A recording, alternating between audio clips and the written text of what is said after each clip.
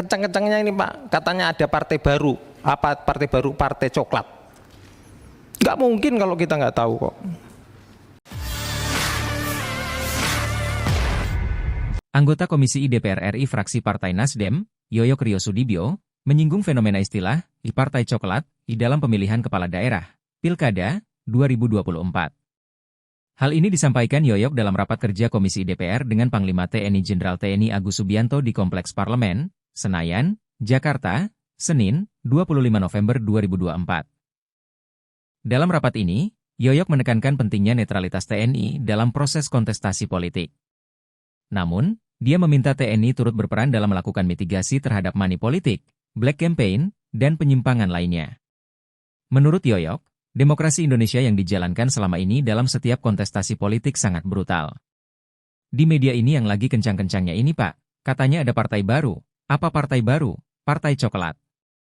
Enggak mungkin kalau kita nggak tahu kok, ujarnya. Tegas terhadap penyimpangan pelaksanaan pilkada seperti money politik, black campaigns, dan lain-lain.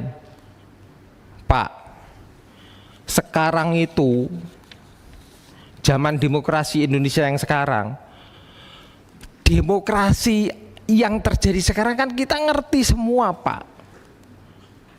Bagaimana dalam tanda kutip brutalnya. Di media nih yang lagi kencang-kencangnya ini Pak, katanya ada partai baru. Apa partai baru? Partai coklat. Nggak mungkin kalau kita nggak tahu kok.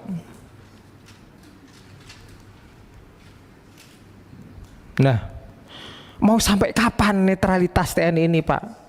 Saya tahu Pak, netralitas TNI dalam politik itu netralitas untuk negara. Paham Pak. Tapi kalau pencetakan pimpinan-pimpinan yang melalui demokrasi ini melahirkan pimpinan yang nggak benar, mau sampai kapan? 2/3 dari kepala daerah yang ada di Indonesia itu ketangkep hukum loh Pak. 2/3-nya, sisa 1/3 aja karena belum atau mungkin karena nggak keambil. Lah ini sampai kapan TNI netral itu sampai kapan? Kalau netral dalam artian pilihannya silahkan, tapi kalau misalkan sudah di depan mata ngelihat ada penyimpangan, apa undang-undang TNI yang bisa dipegang? Download Tribun X sekarang, menghadirkan lokal menjadi Indonesia.